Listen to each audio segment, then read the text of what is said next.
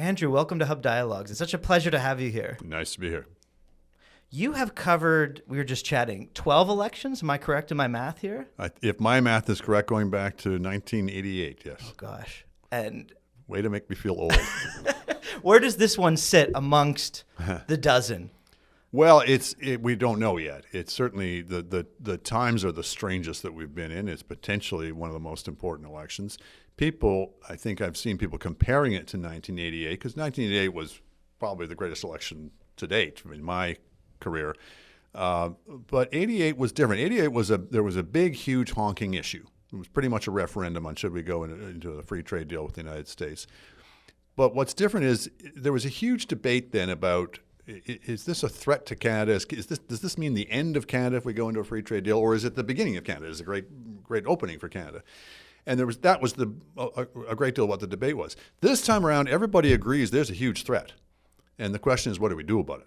So it's a little different in that way, that we're faced with this kind of existential threat, and nobody's got any kind of easy answer to it. But we all realize that it in some way it portends great changes in the country. Too early to tell, or does your gut tell you that one party really has the upper hand here early on? It is too early to tell. I mean, it's certainly the Liberals in the first going seem to have caught the public mood better. They've got a leader who, at this point, the public, the evidence seems pretty clear, more of the public have decided is right for the times. So I think the Conservatives are suffering from the fact that just as they and their leader, Pierre Poilievre, got out in front of everybody in terms of dealing with housing affordability and affordability in general, that's why they got out to that big, huge lead, was they caught the public mood there. They seem to have been caught flat-footed by the Trump phenomenon and by the way in which this has swept through the public. And it's very clear. I mean, oftentimes I bristle when people say, well, what's the ballot box question? Because generally speaking, I think there's about 17 million ballot box questions. In this case, I don't think there's any doubt that the public is transfixed by this, frightened by this, worried, wondering, looking for serious people with a serious plan. And the Conservatives seem to have come to that late. They were hard to move off their game plan. That old military saying that every battle plan doesn't survive the first conflict seconds, with the enemy. And I think they forgot that, and some combination of being too wedded to that, being too hubristic, thinking they had this in the bag, not wanting to be moved off the plan that the geniuses had come up with, but. They've pretty clearly been caught flat-footed by it. But, there's still 4 weeks to go, and a lot can happen, particularly in this election. We're taping this on the verge of the, what does Trump call it, Liberation Day, April 2nd, when the big tariffs come in. And that will obviously have a huge impact, and the way in which the parties react to it will be watched by the public. And no doubt Trump is going to drop a bunch of other bombs during the course of this campaign. So we're conducting this campaign in a bit of a fishbowl with the rest of the world kind of looking in, and some of the world, including the Russians and the Chinese, et cetera, trying to interfere with it as well. So that's why I generally don't make predictions, but particularly in this case, there's a lot that can happen. We're getting a real sense of the leaders. The electorate's trying to parse through that. Just looking at Mark Carney, he was former governor of the Bank of Canada, as was your father, James Coyne, from 1955 to 1961. Have we learned anything about how good or bad former central bankers are at politics, at being prime minister? Well, first of all, I generally don't think central bankers should go into politics. And I worry about this. Just the precedent, you mean? The precedent, yeah. And does this mean that people are going to now look at every future central bank governor and say, did you make that decision about interest rates because that was the best thing for the country, or were you setting yourself up for your future political career? So I hope this is not a precedent. Maybe this is a one-off because I don't like the idea of it. I think oftentimes central bankers would not be very good at politics because they're kind of the opposite. Politics is about, having to deal with a bunch of different conflicting agendas, and sometimes you promise everything to everybody and hope it all works out in the end. Central bankers are focused on one thing. Hope it all works out, that they don't notice. Well, that's politics, right? Lie. Yes. You hope you don't get. It's like you don't want to run on the bank. You can only promise so much to so many people. You just hope they don't all compare notes. That's right. central bankers are very much focused on one thing. And a lot of it is about credibility and integrity. People have to believe when they say inflation is going to be low, that's going to be low. And Mark Carney was successful in that regard. So generally speaking, you wouldn't think central bankers would be terribly good at politics, and certainly rookies in politics are generally a bad idea. People who step in at the leadership level is usually not a good idea. Politics is a skilled profession. It is a hard job. You can't just step into it. And in this case, he's stepping not just in at the political leader level, but at the prime minister level in the middle of a crisis. So he's not lacking in self-assurance to take this on. But it may be one of those weird times in history when that's what people are looking for. In other words, it's such a scary time. And people are, my interpretation of the public mood is people want somebody serious and maybe not a politician, or maybe it's somebody who doesn't play the political game the normal way. They're certainly not going to be scoring them in that way. They're going to be looking at who's got what it takes to deal with this crisis. Now, all that being said, he has come in and been consummately political, I'm disappointed to say. He's been making very politician-sounding speeches and policies that have been unveiled that I don't think are terribly well considered in terms of policy. They may be good politics. But if people thought he was just going to be the kind of highbrow technocrat who would just say what needed to be said and just be the policies that we need at this time, that's not who he's turned out to be. He's turned out to be quite politically minded. He's been thinking about this for a long time, mind you.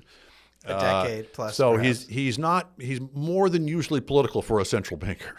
Let's turn to the other guy, Pierre Poilievre. A while back, and I was surprised by this. Tell me if you meant by this. You said, "I never thought I'd be saying this, but the problem is that with Mr. Poilievre is that he just isn't ruthless enough." What do you mean? Well, I think he had an opportunity, or a challenge and an opportunity at the same time. That he needed. First of all, he needed to do this big pivot, which he's only now belatedly, half-heartedly doing. So you agree the pivot is happening? You sir, Slow, a pivot believer. Yeah, yes. It's happening slowly. He's kind of like about a week or two behind the curve. He's Okay. saying things now he should have said 2 weeks ago. But really, again, having been the guy who saw the housing affordability thing coming, he should have seen the Trump thing coming and should have realized this is a death ray for me. That if I'm in any way associated with Trump, I'm going to be toast. So I need to get out in front and demonstrate how not Trump I am. And I need to be Captain Canada, anti-Trump, and I need to drop all of the Trumpisms that I've habitually dropped into my political discourse. So he's not Trump, but he has been willing to be Trumpy, and he appeals to a certain type of Trump-minded voter. And all of that was maybe working for him up until about 3 months ago, and really hasn't been working for him lately. People don't want anything to do with anything Trump-related. So one way of doing that, and one of the ways you do things in politics, is you pick fights. And I think Danielle Smith, for example, offered him a golden opportunity, if I can put it this way, for what the Americans call a sister soldier moment. If you recall, Bill Clinton, way back when, there was a radical black activist named Sister Soldier who was making extreme statements that were being tied back to him, and he made a point of kind of distancing himself from her in a way that said, okay, I'm not captive of the Democratic base. I can triangulate. I can appeal to across the aisle to Republican and centrist voters. I think there was an opportunity there for Poilievre, having been late to this, she almost gave him a gift of saying he could have said, I want nothing to do with what Danielle Smith is up to. That is not my vision of Canada. I do not want to play footsie with Donald Trump. I'm a proud Canadian, this, that, and the other thing. And he was kind of didn't say that. The counter to that is that he would really hurt himself with Albertans, right? Don't think so? So you don't win your ridings in Alberta by 80%. You win them by 60 or 70%.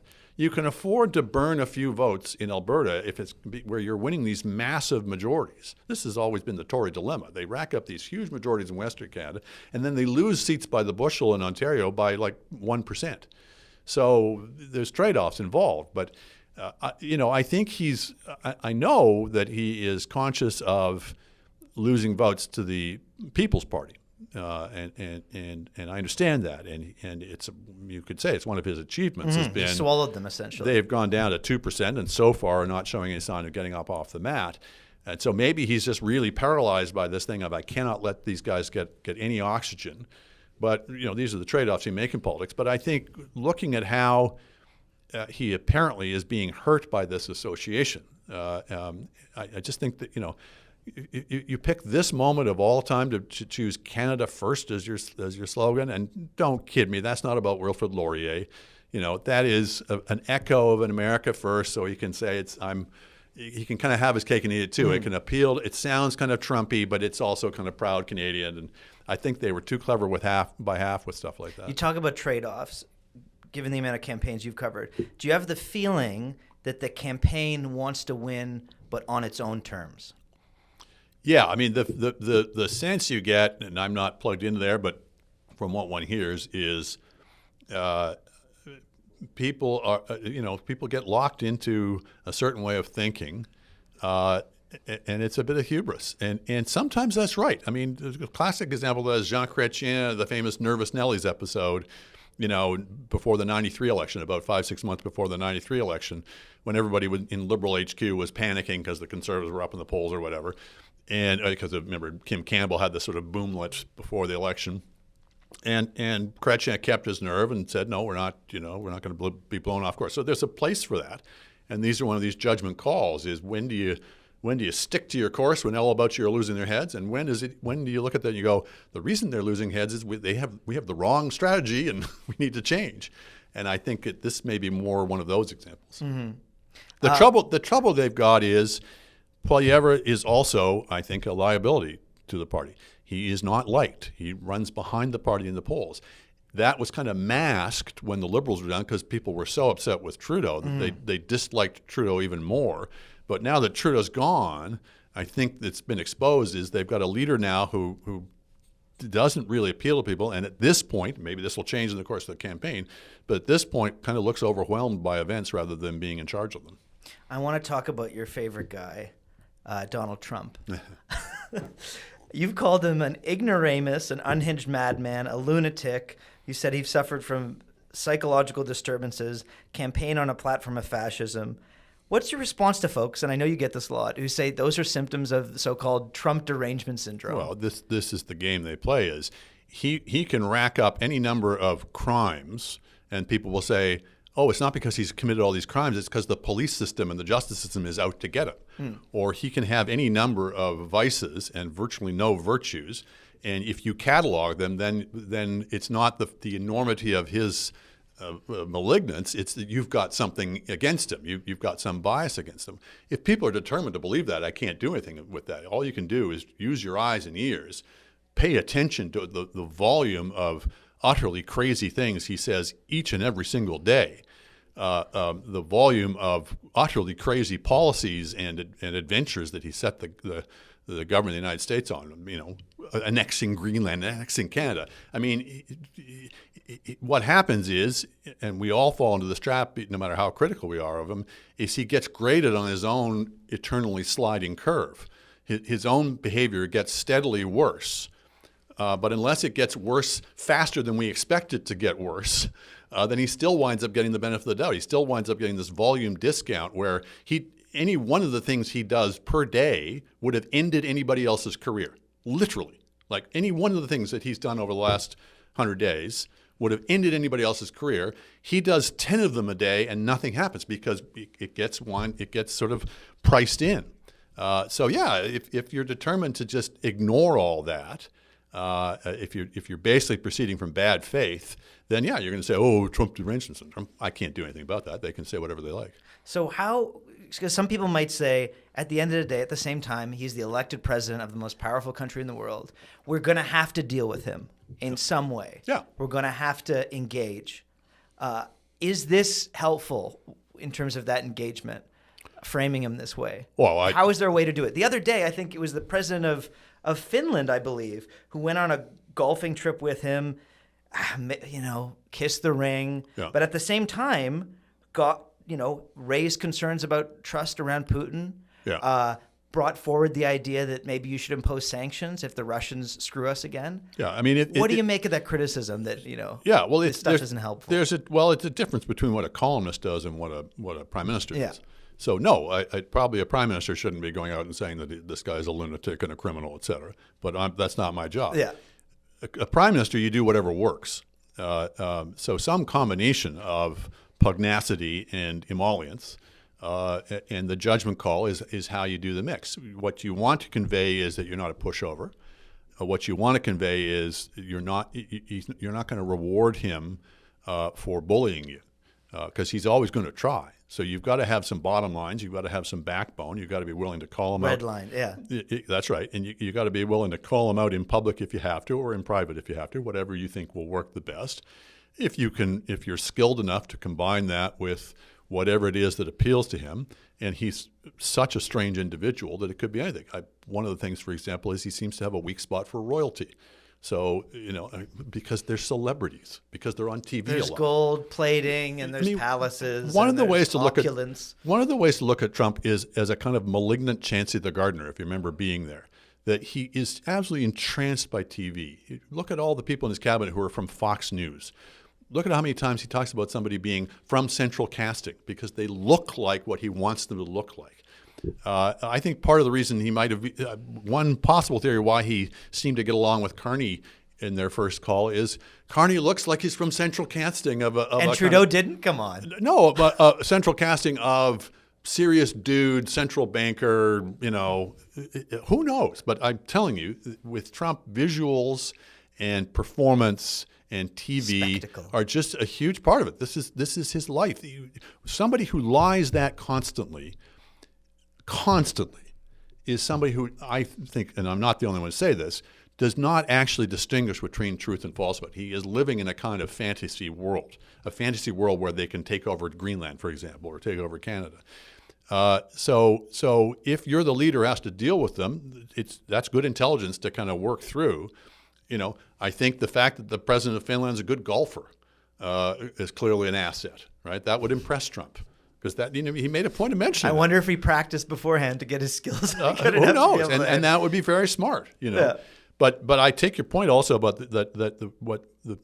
nobody could accuse the president of Finland of having taken a soft line. He's the guy who's been talking about we have to arm Ukraine to the teeth. He's on the front line. Yeah. So exactly. So he's not a pushover. He's not rolling over and giving Trump what he wants. So you can take a hard line in terms of the policy positions you're taking, but if you need to butter him up a bit, go to it. Do what has to be done. Here's someone else that seems to be navigating this diplomatic minefield over the last few days. You mentioned Mark Carney. He has a phone call with President Trump. Out of the phone call, Trump calls him prime minister, not governor, like he did to Trudeau. He said they had an extremely productive call. They agreed on a ton. He didn't challenge our sovereignty, says Carney. He talked about meeting with him after the election. I don't know what that tells you. Why do you think it seems like the president has taken somewhat of a shining to our new prime minister? Well, as I say, I gave you one possible thing, half joking, that it may just be that he liked the look of Carney. I suspect that here's another possible theory, and who knows? I mean, the short answer to this is stay tuned for 6 hours, and it could change. For all that he said those nice things, we're about to get whacked with tariffs of some dimension. We'll find out what they are. But the other, if you want to get into possible game theories of this back and forth, is it may be that somebody has got to Trump and told him, look, the more you ratchet up the tensions in this, the more you threaten Canada, the better you're helping the Liberals. And if you really want to help the Conservatives, then what you need to do is dial down the tension. As long as annexation is front and center, that seems to be the issue that the Liberals own at this point. I'm not saying that's what happened, but it's a plausible explanation. So you got to keep things on a low boil as opposed to he would be smart. He would be legitimately smart to do that if his agenda was to try to get a Conservative elected in Canada. Now, he makes a show of saying I'm not happy with Poilievre because he says things contrary to me. But again, you'd rather have a liberal government. Yeah, well, so the main point is don't take anything he says at face value. He's clearly playing games of some kind, and I'm just throwing out that's one possible game. I mean, I think it's a more plausible one than, Mark Carney was so tough with them and Trump was so scared that he then backed down. I've seen people online saying that. I don't believe that. Yeah. Okay, let's take things back to Canada. You have a book coming out. I do. You have a book coming out in just a couple months, 2 or 3 months? In mid-May. Mid-May. It's called The Crisis of Canadian Democracy. We've heard this term crisis thrown around. I hear it a lot here in Ontario, healthcare crisis. I hear about a climate crisis. Why is this the crisis we should be paying most attention to, Andrew, when it comes to our democracy specifically being in crisis? Because it's the core of everything else. Part of the reason we can't get stuff done in this country is because our politics and our democracy is so dysfunctional. I've really come to the conclusion if you want to know why haven't we done X or Y, why can't we seem to get X or Y done, look at the process, look at how we make decisions, look at the way our politics and our democracy works, not just on election day, but every day in between. And when I was sort of researching and writing the book, what it sort of emerged for me was there's all these different separate issues that we talk about from time to time with our politics, and where we realize something's really wrong. So we realize that our parliament has relatively little ability to hold governments to account. That they can pass mega omnibus bills with their whole agenda in one bill. They can shut off debate whenever they feel like shutting it off. Our committees are basically powerless to hold government's account. We've had scandal after scandal where committees have basically been able to and gotten much worse recently. Do nothing. That's right. Yeah, they're for the clips now. That's right. That's right. So and a question period's a joke, et cetera. So there's all these things that we know are not working very well with our parliament in terms of holding government to account. We know that members of parliament, members of party caucuses are basically powerless versus their party leaders. The leader can kick them out of caucus whenever he likes. He has to sign their nomination papers for them to run again. They don't choose him; he chooses them.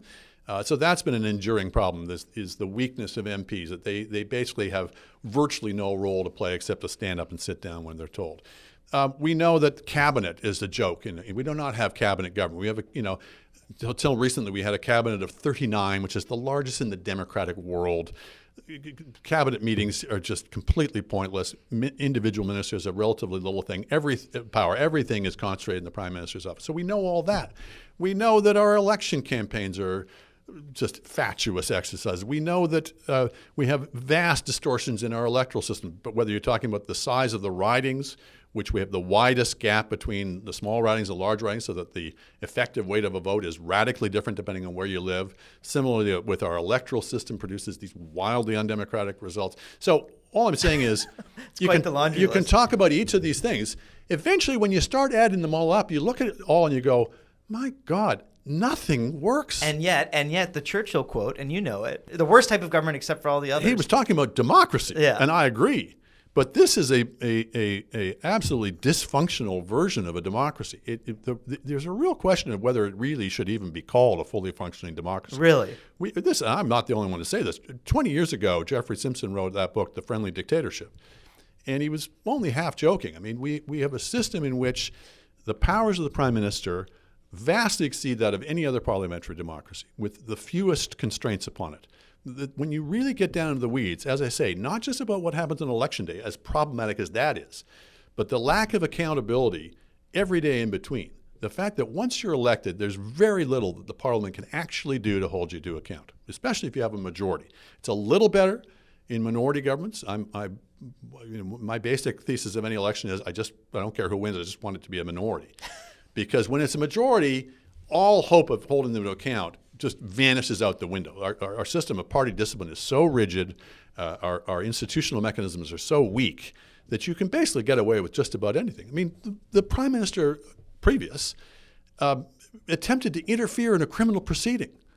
That's what Nixon went up the river for. I think there's been occasions where American presidents have said to prime ministers, I wish I had the power you had. Well, and it used to be said, and in a classical parliamentary system this would be true, it used to be said you could never have a Watergate here, because the minute any prime minister did what Nixon had done, they'd be out. They'd lose their majority in the House. They'd be voted no confidence. Well, it turns out to be completely the inverse of the truth.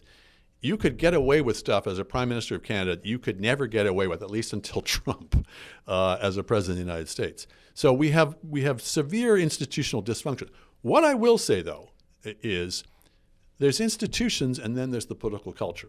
And what I think we're seeing in comparing what's happening in Canada to what's happening in the States is the States has all these elaborate checks and balances, the separation of powers and all these things. And it's a great system It's elephantine, but I always used to say it may be clumsy and awkward, but it keeps the dictators out, keeps the crazies out. Well, not anymore. And what that tells you is if you don't have a functioning, a healthy political culture, it doesn't matter how good your institutions are. So the Senate is supposed to be this great bulwark in the states against presidential dysfunction or presidential overreach. They're not performing that role. We have radically dysfunctional institutions in Canada, but we still, thank God, have a broadly sensible political culture where people are still kind of on planet Earth and civil. And we have our differences, but they're not expressed in this extreme, completely unhinged, unconnected to getting along with each other type of model that seems to have evolved in the States. So give me one solution. You've listed all these problems. Is there something we can do fast that we don't have to send to a royal commission, that we don't have to wait 5 years to do? Yeah, I mean, well, I think, the starting point is, and this was rolled out in Michael Chong's Reform Act, the starting point is reviving the role of individual MPs. And part of that is change the way that party leaders are chosen, that it should be chosen by the caucus. That's who the party leader is supposed to lead. What happens now is the caucus, it's chosen by somebody else, and then their whole life is now dictated by the party leader that they had no role in choosing. And because they have no role in choosing him, again, every day in between, the people talk about it's so much more democratic to have the party at large choose the leader. Except once the leader's got that mandate, he's not accountable to nobody from that day forward. And we saw that with Trudeau, right? Eventually, if things get absolutely to the nth degree, eventually you can force him out, but not before he's basically destroyed the party. So that's one thing. And then the flip side of that is take away the power of the leader to decide who gets to run for the party or not. The Reform Act went part of the way, but it wasn't really able to properly change it. It still is effectively the leader who decides. It should not be up to one person to decide whether you run. If you secure the nomination in a fair competition at your local riding race, and there's a whole mess there. The way the nominations are run in this country are a complete farce. But if you had a properly democratic process of choosing nominees at the riding level, that should be who decides. And if the riding runs amok, if for some reason some riding decided to nominate a Nazi, then the party at large can decide, okay, we cannot allow this person to be associated with our party. But again, it should be the party and not just one person exercising this kind of droit de seigneur to veto the person because they're not basically sucking up to the leader enough. You're calling for decentralization. All the incentives for the party are centralization. Yeah. So avoid risk, etc. So how the heck do you get from where we are, point A, to point B, where you'd love to be, this utopia? I have to confess to you that one of the dilemmas that runs throughout the book is I have a whole range of different reforms, but each one of them basically depends upon the people who now benefit from the current system agreeing to change them. And I don't have a short answer to that. But one is you just get the ball rolling somewhere. If you can change one thing, and this is the dilemma of any democratic change is always involves taking power away from people who have it now. So it's not a new idea. But one of the lessons of history, I think, is if you start pulling on the string, other things can start to unravel in a beneficial way. That's one way. The other way is you just get yourself into such an enormous crisis that you have no choice. Which is how we usually do things here. That's right. That's right. This country, we usually wait until there's an absolute crisis at our door. Donald Trump may be forcing that crisis because we're going to have to do enormous changes in this country in policy driven by this crisis we have with the Americans. And I'm not at all convinced that we're going to be able to make those kinds of changes without severe fractures in the Federation, among other things. I mean, usually what we do in this country is we make changes where one part of the country elects a party that then lords it over the rest of the country, and the rest of the country decides whether they can grit their teeth and bear it. If we're making really big, really sudden changes, I'm worried that it's going to lead to real change, real fractures within the Federation. And at some point we may see, you know what, we need a different process, we need a different way of electing people so that we can try to smooth over rather than exaggerate these differences. I mean, why is the Liberal Party consistently ignore the interests and ambitions of Alberta? Because they don't need to pay attention because they don't elect anybody there. And they don't need to elect anybody there because they've already racked up a governing majority or at least a minority in Ontario and Quebec. That's because of our electoral system. If we had an electoral system where you could win seats in every part of the country, every party could, then every party would have to be paying attention to the interests and needs of every part of the country. They'd be campaigning nationwide rather than, as they do now, just focusing on a handful of swing ridings, battleground ridings in their own particular bailiwicks. So we don't really have national parties. We don't really have national elections in this country. And we need a political system, an electoral process that encourages that. You talk about fractures. One thing I've been thinking about, and you can tell me if I'm wrong here or right. After 10 years of the Liberals being in power, Sean Speer, our co-founder, I think you've used this phrase as well, sort of a lost decade as it relates to growth, certain living standards, international standing, et cetera. With that happening, a lot of pressure has built up. There is a significant subset of the Canadian population that, and my phrasing might be harsh here, but they believe that there should be some sort of reckoning or punishment. If that doesn't happen and the Liberals are rewarded with another government, where do you think that pressure goes? You talk about separation out west. What happens to that? Because it doesn't just disappear, obviously. Yeah. Well, again, so this is an accumulated pressure that we've had from election to election, and sometimes it's come close to killing the country. In 1980, the Liberals had 2 MPs west of Ontario, and they had 74 MPs in Quebec. If you look at the disparity between the amount of votes they got in Quebec and the amount of votes they got in Western Canada, it was much less, right? But there was this huge disparity in the seats. So what happens? They bring in the National Energy Program, they patriate the Constitution, they do a bunch of things that are completely dictated by the incentive structure of the number of seats they were getting in different parts of the country. If they had seats many more seats in Western Canada, would they have brought in the National Energy Program? Maybe not. But the way that the first past the post works is it ghettoizes our politics in ways that produces these very divisive federal policies. So, yeah, there is a danger that some people, I don't think it's a danger that the country's going to fall apart or anything, but there's certainly going to be a lot of people who, if the Liberals were to win yet again, some people would decide, oh, well, I've got to give up in the country. That's too bad. You'd hope that their nationalism would be a little more rooted than that. I don't think it's a critical mass, but it's enough of a number of people that we need to address this. We need to address the degree to which our political system is encouraging this kind of regional alienation. So, yeah, can't put it much simpler than that. 2 more topics for you, one of them being conservatism. You talked about the parties. Let's talk about the Conservative Party and the Conservative movement. In 2020, you wrote a column for The Walrus about soul-searching as it relates to Conservatives. You said that Conservatives need to understand that the days of conservatism as a revolutionary force, think Reagan, Thatcher, Manning, are gone. The movement must instead rebuild as a patient, persistent, intellectual force, one that can win minds, not just the odd election. Fair to say they did not take your advice? What do you think?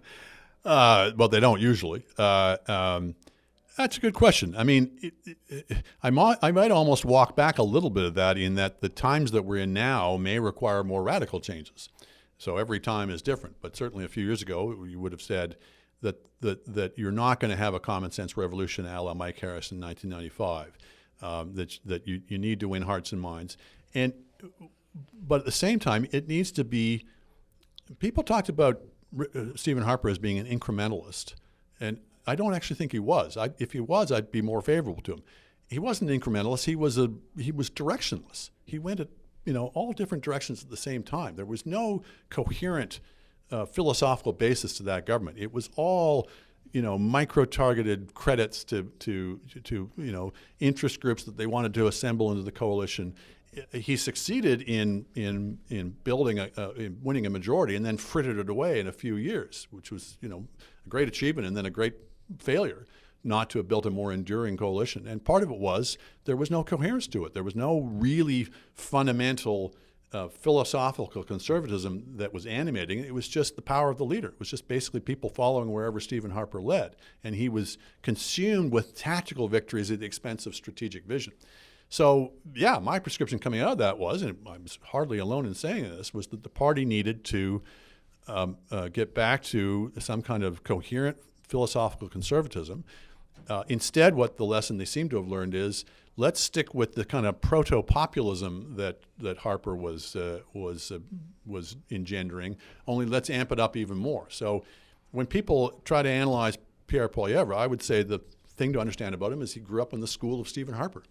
And it's kind of tactical populism. He's not Trump. He's not a threat to democracy or anything. But it's this same kind of gin up a few groups that you hope to include within your coalition. The funny thing is, both Harper and Poilievre started out as a foundation as being quite libertarian conservatives. So I do think that's part of what animates Pierre Poilievre. I think in his heart of hearts, if he felt he could do it, he would bring in quite small government, quite laissez-faire conservatism, that much of which I would find quite congenial. I don't think you're going to see that from him, though, because he's, again, consumed with tactical victories, and he's consumed with keeping that populist boil, kettle on the boil. I want to get into this because, Andrew, another insult you get thrown at you is that you don't have any sympathy for the populists and that populist anger. Some would say, well, they don't agree with them necessarily. They want to seek to understand it, because to not understand it means, and to bury it, it means it comes back to bite you even worse later on. I agree. Why don't you? Oh no, I agree with that. Sort of sympathy for them. I agree with that. You always want to understand where the public is coming from, and you want to meet them halfway. You want to try and find ways to address what's on their mind in a way that's going to be in the national interest. So you don't want to pander to them, but you don't want to ignore them either.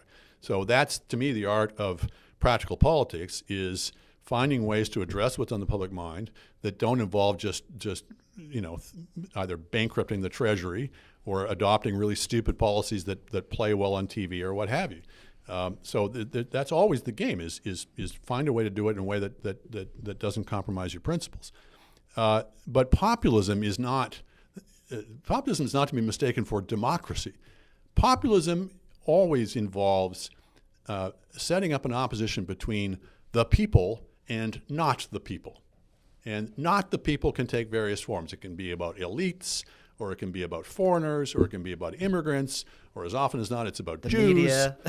Or the media. But there's always some group, some force that is threatening the people, the real people. This is why there's a word for populism. It's not just about let's be democratic and listen to the people. It's about setting up an opposition between the people and some force that's threatening the people, and as often as not, saying to them, you need to give me all the power so that I can protect you from those people who aren't the people.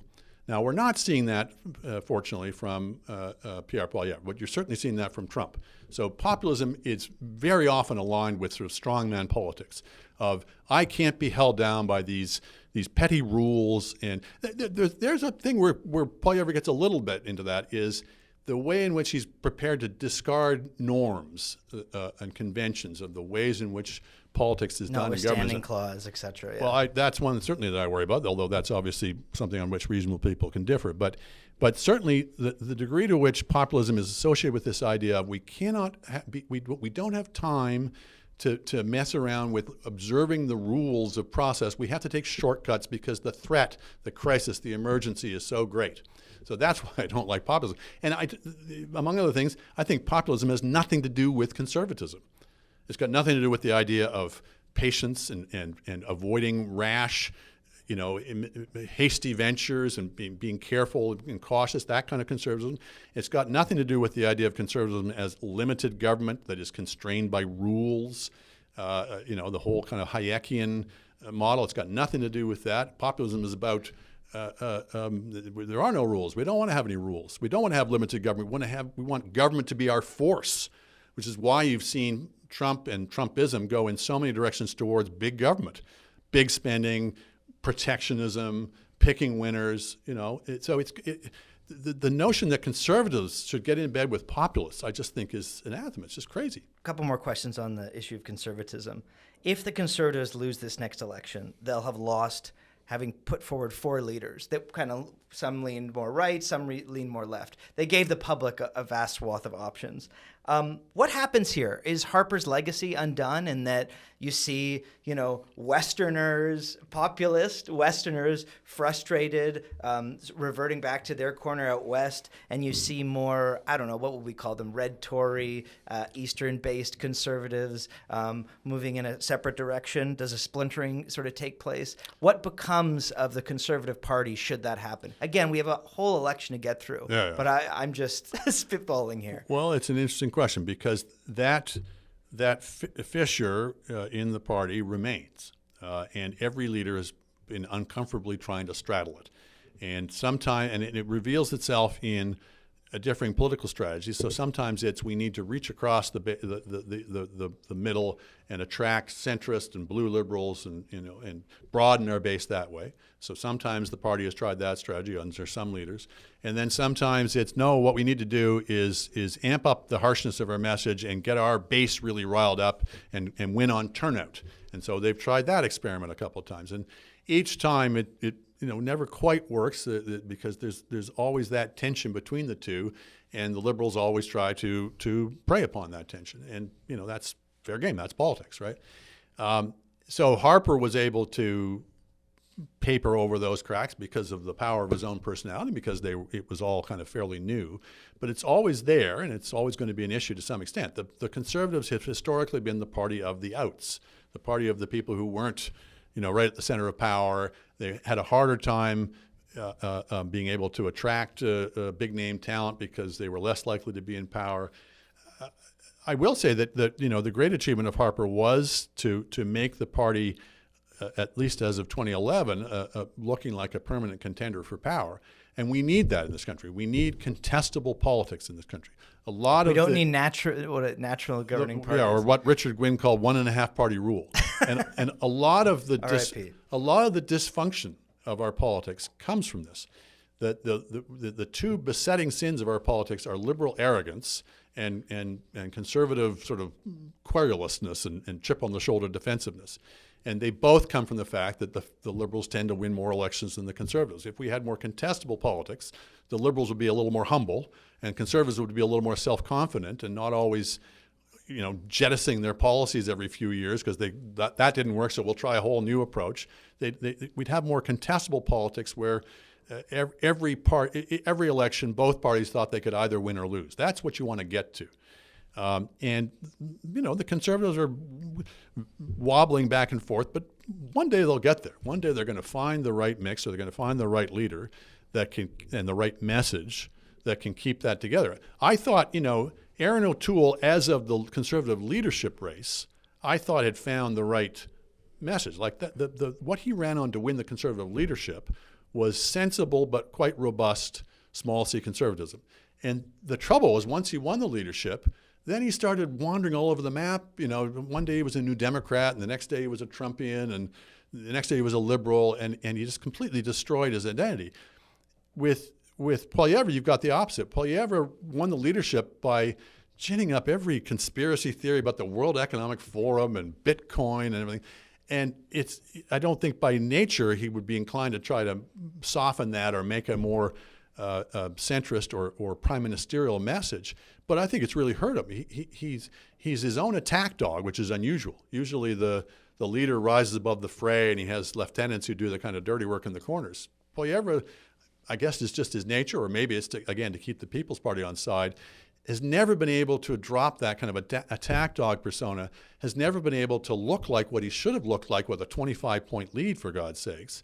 That's when you start to, bring it home, to borrow a phrase. That's when you start to kind of consolidate that and make people comfortable with their choice and say, okay, I've deserted the Liberals to vote Conservative, but I'm okay with that because he looks like he's ready to govern.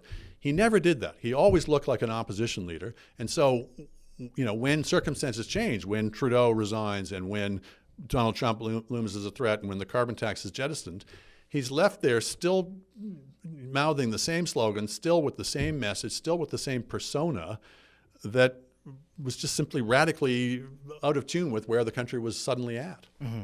We'll have to wait and see what the election tells us in a few weeks. Just want to end on journalism because there's a few interesting and fun points here. I think people would be surprised to learn that you entered the field due to Russian Bolshevik leader Leo Trotsky. Is that true? Am I right? Are my sources correct? I think what you mean is when I was at the University of Manitoba, I grew up in Winnipeg, and my first university was the University of Manitoba. The editor of the student paper there was a revolutionary Trotskyist, or Trotskyite. One is a grievous insult, and one is what they like to be called.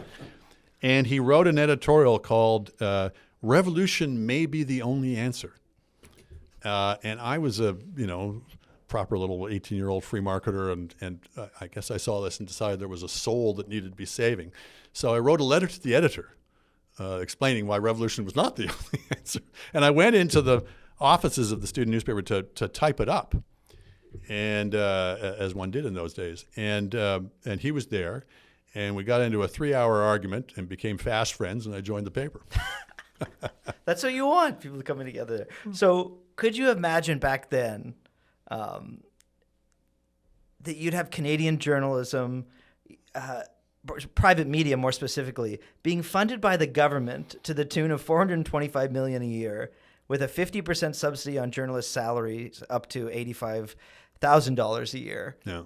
Compare that time, and we talked about this before, printing money back in the 80s, compared to now, where you have to heavily rely on the government apparently to get by. Or what do you make of this? Well, and in those days, the thesis was the media was too powerful, and in 1980, I think it was, they struck this Royal Commission, the Kent Commission. And the Kent Commission had some good ideas and some bad ideas, but one of its worst ideas was they said we're concerned that there isn't enough foreign coverage. I think it was in particular, but quality coverage, and so the government should offer newspapers subsidies to improve their coverage of foreign affairs and things. And the publishers of the country, to their enormous credit, rose up as one and said, "Get your filthy hands off of the media. We don't want your government money. Go away." It's maybe the only time in Canadian history that an industry has refused government money. Times have changed, unfortunately, and the media now is all too willing. The large media is all too willing to get into bed. Obviously, the broadcasters did so long ago, but the newspapers now have joined them, and I think it's really, really, really unfortunate.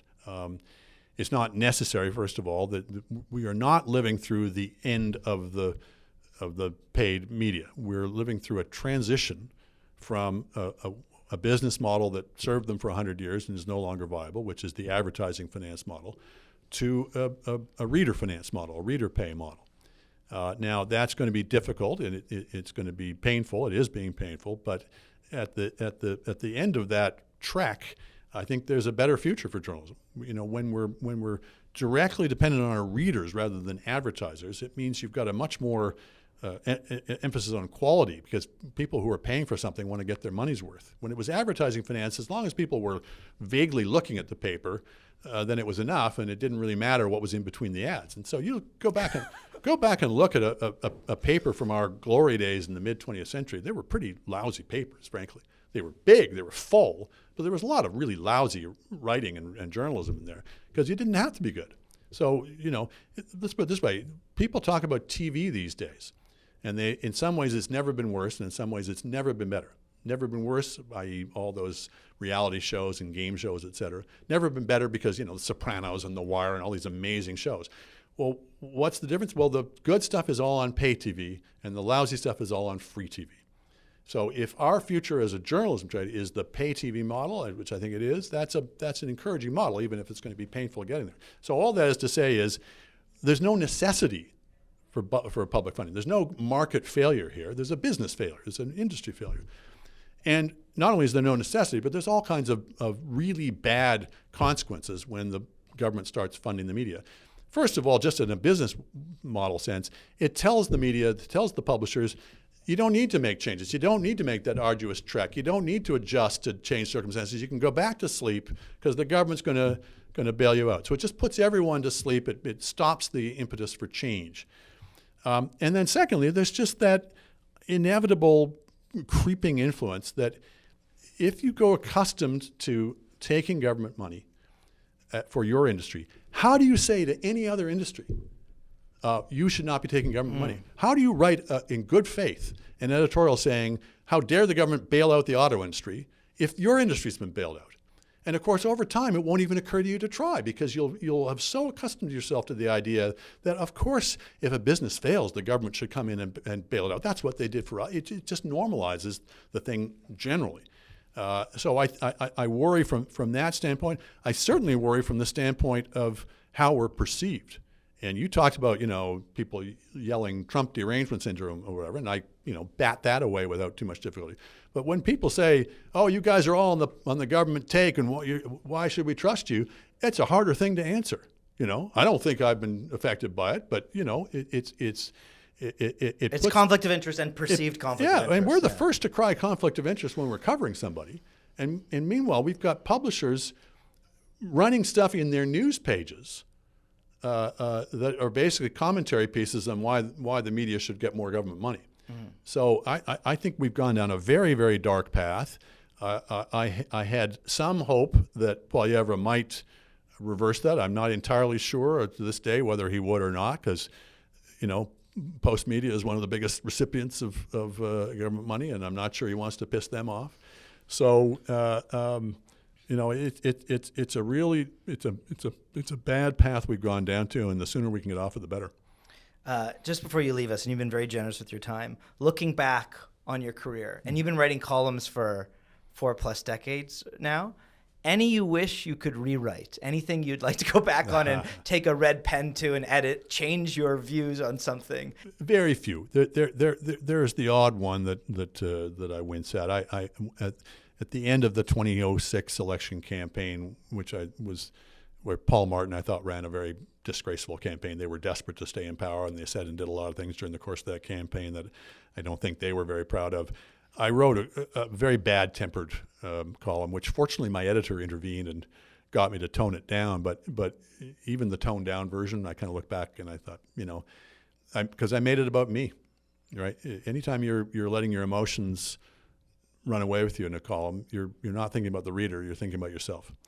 And if there's one thing I've tried to learn in the however many years it's been, I'll stop mentioning it. It's that the reader doesn't owe you anything. If ever I taught a journalism course, and that's unlikely, but if I did, this has rapidly become a dated anecdote, but I'll say it anyway. The field trip would be to go and sit in an airplane when they hand out the newspapers, because you get to watch up close as a reader is reading the paper, and maybe your column is in the paper that day. So it's very exciting, right? You're looking over the shoulder of the guys he's reading it, and he turns the page, and he turns the page, and he turns the page, and he gets to the page your column is on, and he turns the page. Or even worse, starts reading your column and turns the page. And what that ought to tell you is, even the 3 minutes it takes to read your column, the reader doesn't owe you that. They've got so many other things they can be doing with their time. If you're going to get them to spend that 3 minutes with you, you better make it worth their while. And what does that mean? Well, first of all, it means make yourself agreeable company. A lot of what we look for in a writer is what we look for in a friend. Who do we want to spend time with? Well, we don't want to spend time with people who are yelling at us all the time, or are lecturing us, or always having an emotional meltdown over something. We want to spend time with people who tell us something interesting, or make us laugh, or get us into an interesting argument. So, you've got to bring something to every column that makes it worth people's while to spend that 3 minutes with you, and you have to be conscious of that. If you think you are, enlightening the reader, if you think you're doing the reader a favor by deigning to help them explain something, you're dead meat. You should always be coming at it from the standpoint of, I have no idea whether they're going to read this or not. I hope I can entice them to spend that 3 minutes reading. And if you're able to do that relatively consistently, you're a success in the trade. That is Andrew Coyne, columnist at the Globe and Mail, and author of forthcoming book, The Crisis of Canadian Democracy, out in May at fine bookshops everywhere. Andrew, thank you very much for joining us. My pleasure.